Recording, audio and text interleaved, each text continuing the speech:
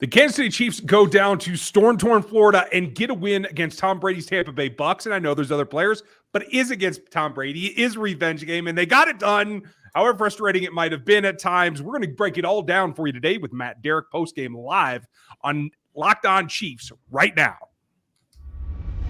From the land of the free and the home of the Chiefs, this is the Locked On Chiefs podcast. Welcome back, everybody. We are live post-game. You can watch it here on YouTube. And if you haven't caught it, you will hear it on replay on the audio side. We're brought to you by PrizePicks. They are the folks that you want to check out when you want to get in the game. All you have to do is go over to PrizePicks.com and use our code LOCKEDON to get 100% bonus on the promo code as you go and sign up. We have a lot to talk about. Matt Derrick is here from ChiefsDigest.com covering the Kansas City beat, as well as Chris Clark and I giving our takes on what we see tonight. We'll break down our notes of this game down in Tampa. I'm Ryan Tracy, the founder of Rogue Analytics and RGR Football, as well as NFL33.com. And I'm Chris Clark. Thank you all for listening. We really do appreciate it. And that was quite the game. He is Matt Derrick from Chiefs Digest. Matt, how are you doing tonight? Hey, if late nights and the resultant wins, I think everybody will take that, right? This was a tale of two teams. I was pleasantly surprised at the volume of run tonight. I've been screaming this, I don't know, for 3 years. It sounded like Andy finally listened. Matt, did it take an embarrassing run game, an embarrassing loss in Indy to say, you know what, we're not just going to go play the Bucs. We're not just going to get revenge for the Super Bowl. We're going to go cram it down their throat like we know we can, but we never do. You know, back on Tuesday, we talked about on the pod whether this was going to be a game that Andy Reid loves up his team or he challenges them. And this was a challenge week. I mean, there's no doubt about it. I mean, the coaching staff, this was a butt-kicking week. I mean, that was a wake-up call that they got against the Colts, that if you don't bring your A game every week, that is exactly what will happen. And there was no doubt. I mean, Andy Reid underlined that games need to be won in the trenches on both sides of the line. And it wasn't just offense, it was the defensive line too. Mm-hmm. But that was the emphasis this week. They put in a few new run things that I think you absolutely saw. I mean, there were some wrinkles tonight that we hadn't seen in the first 3 weeks of the season. But I think you saw that not just the commitment to the run and the execution, but there was a higher level of expectancy tonight. I think you saw the offensive line come out and dominate in that fashion. And I never discount the emotional aspect of it either. I mean, you know, certainly the veterans that were on this team for the Super Bowl, let it be known to everybody that they wanted to exact a little revenge. And I'm sure that Shaq Barrett also probably motivated the newcomers a little bit with his trash talk, because this looked like an offensive line group tonight, and the run game in particular, that wanted to come out and send a message and be physical tonight. And they did it. Okay, I just got to jump in and say, I never would have guessed Kansas City would have 189 rushing yards. That just is, against this team, that's phenomenal. And Kansas City had more points in the first half than the Bucs have allowed all season. So yeah, that was a clinic. There was an offensive clinic this entire game, and particularly, look what the Chiefs did on third down. That everybody was worried about third and shorts and third down in particular. They had 12 third down conversions tonight. They were 11 of 14 before the turnover, before the Mahomes interception there in the fourth quarter, and that was when Reid pulled off the dogs at that point. But they absolutely owned third down tonight. Well, in fourth down, they had a good play to Clyde. Mahomes just missed the throw. And I understand people want to blame Clyde. I'm sorry, that ball was not where it should have been. And, you know, yes, it would have been a great catch, but he walks. From what it sounded like, people in the stadium were saying he basically walks into the end zone if he catches it. It wasn't a perfect throw, but man, it hits you in the hands like that. There's nobody near you. You got to catch it in this league. That's 3/4 on the back, in my opinion, but you're right. Clear path to the end zone. I even put it out at the time. Like, not only is that a huge gain, that's likely the end of the ball game because they had trouble closing it out. We'll talk about that later in the third period, but I didn't expect to be able to say this at halftime. Both the Chiefs backs had 6.8 yards per carry and were running hard. And at the time, play map came into effect later and kind of brought down the averages because they still, even in the third quarter, Pacheco was getting it was up around 8 yards an average. That's impressive. And I know folks want to always determine who the starter is, Matt, but this is a great 1-2 punch to have now. If this can continue, their run game can really take a lot of pressure off of Patrick, can it? Oh, absolutely. And I think you saw tonight that, Clyde and Isaiah is a pretty good combo. They're different backs. I mean, there's no doubt about it. So to me, it's not an either or, it's a both. I mean, you absolutely can use both of those. And I think that the fact that you saw more Pacheco tonight and a little bit less McKinnon, probably a pretty good indication that the Chiefs were looking to get a little bit more physicality in the run game. And Pacheco's that. I mean, there's no doubt he runs angry. McKinnon still, I think, hey, he's a third down guy. He's a great blocker. There's things that he can do, but I don't think there's any doubt at this point that you look at a 1-2 punch like Edwards-Helaire and Pacheco. I think that's your best rotation right now. Well, and I just got to say, I liked what I saw from Pacheco, but I also liked what I saw. I know we're talking run game, but I really loved what I saw from the other rookie in Sky Moore in the offensive game plan and what he was able to do catching the ball. Yeah, we're definitely going to get to that, as well as a trio of tight ends that are going to help you out. But first, we're going to tell you about our friends from PrizePicks. If you had the line set tonight at 249, would you have gone more or less? That's the big question, because that's all you have to do at PrizePicks. They make daily fantasy easy. All you have to do is get on there, pick 2 to 5 players, find their lines. PrizePicks will set it. You just choose whether it's less or more, and you can win up to 10 times your entry value just by doing that. PrizePicks offers projections on every major sport, although we all know you only care about football. There are others. You can even watch NASCAR and all those kind of things. It's 60 seconds and you're out the door, safe and fast withdrawals, and currently operational all over the place, including Canada. Just download the PrizePicks apps or go over to prizepicks.com. See if I can get that out again. And play daily fantasy sports the right way. First-time users get 100% instant deposit bonus. You put in 100, you get 100 with our code Locked On. Don't miss that. That's promo code Locked On when you sign up at PrizePicks.com. I like that you brought up Sky a whole lot, because I think folks were waiting, and it kind of ties into the tight ends too, because Jody, with that nice slant that I've been calling for since the day he arrived in Kansas City, they finally decided to use that. Those two players in particular are what I think we've really felt as the reserve, right? The reserve talent. If somebody gets hurt, if somebody takes away all the other options, those are the guys you can plug in and get production from. Matt, is this too early? Were they waiting for this? Or is just a little taste of what we have coming? I mean, I think it's a little bit of a taste, but you're also saying, I mean, Sky Moore as a rookie with what he's ready to handle on his plate, it's not the entire offense. I mean, there's a reason why they've been waiting to hold him back. And it's not like, an unleashed Sky Moore or anything like this, is that they're waiting to make sure that he's completely comfortable in the offense, that there's things that they feel like he can execute, that they're not putting him out there in a bad spot. I had asked Andy Reid on Monday about, why we didn't see more of Sky against the Colts. And, he says, hey, specifically, there were some packages for him on first down, and they just really never got to it. And you go back and you look at any Chiefs rookie receiver since Andy Reid got to Kansas City, outside McColl, that they found a role for immediately. Everyone else has taken a good chunk of their rookie season before they figured anything out. I mean, Sky Moore's numbers as far as snaps and targets go really isn't out of character when you look at Tyreek and you look at Chris Conley, you look at Albert Wilson. I mean, anybody you want to talk about, in this era, it takes a while before they get their feet wet. And so far, I mean, really the production that you've gotten from Sky Moore, be happy with it, because I think that's an indication that at least they do trust him. They're ready to get him out there as soon as he's more comfortable with it.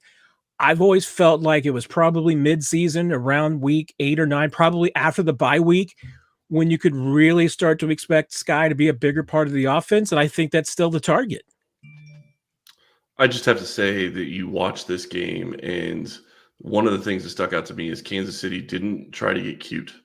They just took it at the Bucs most of the game. Don't get me wrong, that goal line play to Gray, which is Bell's touchdown play, they got a little cute. Mahomes was doing some fakes and whatnot, but they were really attacking all night long on offense, and they really attacked on defense as well. And I think that's really what stuck out to me, is this team was really going after the Bucs in both phases in that game, and it was great to see.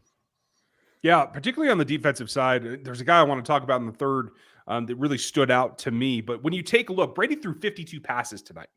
That is pretty high volume for a man of his age. I don't care what deal you've made with the devil. You're still pushing yourself there at that kind of volume, and had a lot of success over the middle. A couple of big plays.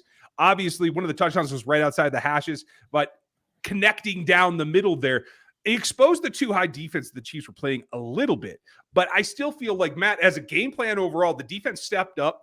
When they had to bring pressure, they brought extra pass rushers. They were still able to contain everything. And I know that this has been kind of a sleeping giant in Tampa, but given the points that they gave up tonight, do you feel like this is a model for what they need to do going forward? I think it is. I mean, I thought that there was at one point there especially late in the first half, and it was after, the L'Jarius Sneed had forced a turnover that, I think Steve Spagnuolo was going for the knockout punch. He wanted one more hit on Tom Brady and really thought if they could get that, maybe even knock him out of the game, because it looked like he was maybe hurting a little bit. The fact that he threw 52 passes showed you he wasn't hurting that bad. But they were looking for the knockout blow, and they couldn't get it, and that's what kind of let the Bucs stick around there a little bit in the first half. But I thought the game plan for the most part was pitched perfect from Steve Spagnuolo. I mean, outside of that, I thought that one sequence, the blitzes were well timed, that were well designed, well disguised. I mean, they did a really good job with it. And you're right. I mean, they left some spots for Brady to attack, but he wasn't able to be super productive in those zones. So they kind of left Brady have what they wanted him to get. And honestly, I mean, we saw what this Buccaneers offense can be. I mean, this is I think the ceiling of what they can do. And they have to have Mike Evans. I mean, that was the piece that was missing. Without Mike Evans, certainly the Bucs don't score 31 points tonight. And I look at that and I still don't feel like the Chiefs defense had a bad effort. I think that overall they were very solid. Certainly look at what they did against Leonard Fournette, and on the ground, Fournette had -3 yards rushing, and that dude is a beast. And the Bucs realized early on they could not run the football, and they gave up. And that's an incredible compliment when a team like the Buccaneers, with their ground game and with Leonard Fournette, just throws in the towel and says, we're not doing this. I think that's a tremendous compliment to Steve Spagnuolo's defense. Absolutely. 3 yards on the night as the team and an average of 1, even when they got White with a couple of decent runs. Sorry, Chris, what were you saying? I just was going to say that what really impressed me was, yes, I think the Chiefs defense gave up some points, but be fair about it too. That throw to Mike Evans from Tom Brady was just about perfect. That touchdown pass at the end of the first half was just about perfect. Those guys are going to make plays. That is going to be how they're going to beat you. And Watson was in position, but it was a perfect throw. And Mike Evans is Mike Evans. So I think you look at what this defense did, and I think that you see Chris Godwin coming back, Julio Jones coming back, Russell Gage coming back. And yet those guys didn't hurt you in this game. Godwin had a couple of plays. He looked okay, but he didn't look great. And this defense was able to take a stand and stop the Buccaneers when it mattered. And really, if you look at it another way, they are the ones that allowed Kansas City to get a big lead to begin with, because they came and got Tampa Bay to go 3-and-out early, and Kansas City just was off to the races at that point, and the Bucs were playing catch up. Yep. It's a game plan I think they have to try to replicate. I think there's one key to it. It is the intensity for me. A couple of guys brought that. We're going to talk about specific players and give you our game balls here after this.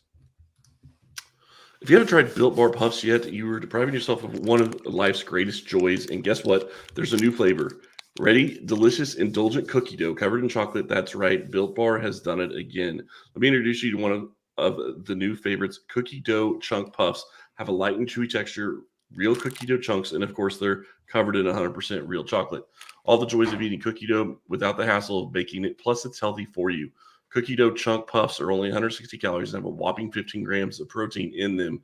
Run to Build.com to snag a box for you and your family. It will be the perfect treat, where you can find a really good hiding place and just hoard them for yourself, but that never seems to work for Ryan. No. Go to Build.com and use promo code LOCK15 and get 15% off your order. Use promo code LOCK15 for 15% off at Built.com. Okay. A unique game. I think maybe some guys, some ghosts in the attic got rattled and they got him out of there. I hope that this resets it. So this isn't just a game plan specific or a reactionary specific game plan to last week's loss. One guy that isn't reactionary, that is consistent and has been, he'll give up some yards in the pass game. Doesn't bother me at all. I'm wondering, Matt, in your opinion, after watching this ball game, Is L'Jarius Sneed the second best guy on this defense behind Chris Jones? I don't know if I can say that yet, because I think there's another guy who's going to be making a good case for that, and maybe two guys. I'd listen to a case from Nick Bolton, and I'd listen to a case from Justin Reed, but I think there's no doubt. I think L'Jarius Sneed, he probably right now he's playing at a Pro Bowl level. Based on what we've seen through the first 4 games of the season, I'd put him in the Pro Bowl. He's a chess piece that Steve Spagnuolo knows how to use. He might not be the same kind of weapon in some other defenses, but I think that Spags and Dave Merritt have really figured out how to utilize his skill set best. He is definitely one of the most physical guys in the league. I think he is absolutely, to me, one of the best run defender secondary players in the league. And the one thing I love about L'Jarius is that and I think this is starting to become true of Rashad Fenton and some other guys. I think that's what Dave Merritt really teaches and Spag teaches, is just don't give up the yak. You're going to give up balls. Just make sure that it doesn't turn into something bigger. And L'Jarius does a really good job of that. And and to me, case time and time again tonight, his physicality, the fact that he was willing there at the end, the take on Leonard Fournette and bring him down. That tells you that this guy doesn't make business decisions. He is willing to go out there and lay hits on guys that are a lot bigger than he is. Yeah, and he loves bringing it from the corner, too. You look at what he was able to do in the slot corner. He got that fumble on Brady. I think that was a fantastic play by him. It's a great design by Spags. Brady never saw it coming. And they tried going back to it a little bit later, and Brady saw it coming that time and got Fournette in the way. So, L'Jarius is just all over the field. He went up against Mike Evans, didn't allow a touchdown pass, which you're thinking, okay, well, that probably should have been Evans' 3rd touchdown of the night. But L'Jarius stood tall and took it on. And you're absolutely right, Matt. I think that's one of my favorite things about him, is watching him tackle and just knowing that he is not going to shy away from anybody coming at him. And he's, generally speaking, going to bring them down. He's not a guy that misses a lot of tackles. The broadcast did a good job of highlighting just how young the secondary is and how it's been built along the process, right? L'Jarius obviously being at the top of the list, but Reed, Thornhill, that flag was ridiculous. It might be the worst flag I've seen in 3 seasons, but he got beat on a play or two, but was still there, was still making plays, was still patrolling the deep. Reed doing the same thing. Jalen Watson, yes, he got beat on that crazy throw to a defensive lineman turned tight end. But again, held up against what you saw from Evans. Fenton, I thought we saw the best we've seen from Fenton in maybe 6 or 8 games tonight. Calm, under control, making his tackles, not overplaying it, not getting out of his mind there. Matt, is this secondary somebody that can still continue to ascend and get into maybe the top 10 this season? Oh, I think it's definitely ascending. And I'll throw another guy there that I don't think you mentioned, when Brian Cook. Spags thought that Brian Cook probably had his best game so far last week against the Colts, and I think he was even better tonight. That breakup that he had in the end zone, that touchdown potential. If the Chiefs hadn't given up the touchdown the next play, that would be something that you really remember. But that was a really nice defensive stop. And hey, we've been Brian Cook fans for a while now, so I think you're just seeing just the tip of the iceberg with that kid. But across the board, no, I think this is an ascending group. I knew if I didn't bring up Cook, you would. So what do you got, Chris? I just want to say one of the things that really is a highlight for me tonight was watching special teams. And I say that, and I know that's a weird thing to say, but after it was so bad last week, they cleaned it up. Wright looked fantastic kicking field goals. He looked great kicking extra points. And Tommy Townsend actually had a great play as a holder. There was a snap that was over his head, and I thought it was going to get past, but it ended up being, I think it was on a field goal attempt, in which if he misses that, then it's a 1-score game. It's a completely different game at the end of the game. So, but special teams I thought looked really good. Obviously, the big play to start the game, they got the ball immediately, went down and scored a touchdown. Travis Kelce was on another level tonight. Patrick Mahomes and Travis Kelce, their connection was fantastic for most of the night. There was one play at the end of the game that kind of stood out that I'd like to know what exactly Patrick was looking at. I think it was just Kelce running into the sideline of MVS. But, that's another guy we haven't talked about at all. MVS had a great night tonight. His catches down the middle, those are the things that if he can do that in this offense, that opens this offense up to a whole new level. He needs to do it consistently. He had a pretty bad drop as well that would have really extended another drive as well. So, and any Green Bay Packer fan knows this story. There are ups and there are downs. Let's try to limit the downs, and I agree with you. I think that can really change the dimension of what this is doing. On the whole, I think Kelce was out of his mind, but it is the fact that you had 3 tight ends score tonight. And I think that really says everything that we need to hear about where they're going and just what they're emphasizing at the tight end position. That's got to be a point of the future, right, Matt? Well, I mean, it's Andy Reid. I mean, the offense runs to the tight end, and apparently you don't have to be a former quarterback to take a snap and get a touchdown either. So I've one of my friends I saw tweeted out the Gray Dozer. So I think that's a great, fantastic nickname for Noah Gray. But yeah, I mean, it's what the Chiefs do. I mean, it's the Chiefs offense going to go through that position. The only fear that you really have is what does this Chiefs offense look like without Travis Kelce? And that's a short-term fear just if he gets hurt, and a longer-term fear for the fact, the guy's 33 years old and he can't do this forever. But that enjoy it while you can, because as much as the Chiefs have some good guys behind him, Travis Kelce is just freaking special. Yeah, he is. But when you get Fortson involved like they did tonight, and they get Gray involved like they did tonight, and they tried to get Gray involved in the passing game, he dropped a ball. I think that's going to be something that's going to pay dividends for this team down the road, because Ryan and I have talked about this, and I'm sure you agree, Matt. You can't have Kelce doing 90% of the snaps. You just can't. He needs to be a guy that's closer to 80%, and I know people are going to hate that because he's one of the best players on this team, but you have to save him for the postseason. You're going to figure that you're playing 20 games. And if you're going to do that, you cannot have him playing 90% of the snaps. Yeah, and tonight was obviously a very heavy tight end game plan. I mean, you could see it from the very beginning. I mean, we were seeing a lot of 13 personnel early on. That was just part of it. And tonight was a night that, hey, the Chiefs wanted to go out and dominate and clearly establish themselves. And to do that, you have to have Kelce. So there's going to have to be some weeks where you have some trade-offs, where you're going to build a game plan around some other guys. And hey, Valdez-Scantling, Smith-Schuster, Sky Moore, McCole Hardman, somebody's going to have to step up and be the other target that can have the big game. And so far, we just haven't seen that yet. And Kelce's the guy that you can depend on. But as soon as that somebody can take a little bit of load off, I'm with you. I mean, find a way to give Kelce a little bit more rest, because that's something that they've been trying to do now for a couple of years. And maybe you're getting to the point where you do trust Noah Gray and you do trust Jody Fortson to be able to take a little bit of that load off of him.